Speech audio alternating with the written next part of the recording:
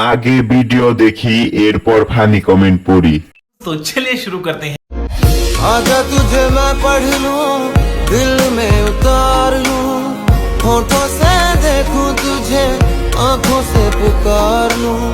वही से ये कहती रहती है, लेके तुझे बाहों में शामें गुजार लूं।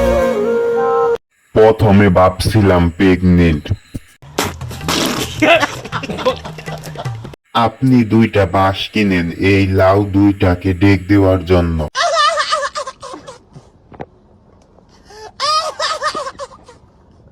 আমি ভাবছিলাম আপুর পেটে বাচ্চা।